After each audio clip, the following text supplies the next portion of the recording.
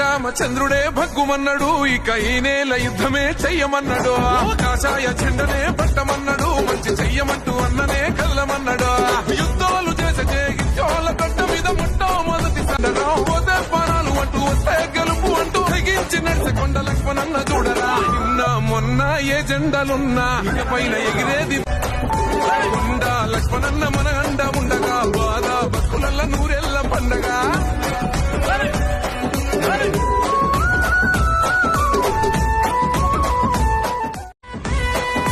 చిన్ననాటి నుంచి అంతే, పట్టిన మొండి పట్టు విడవడంతే.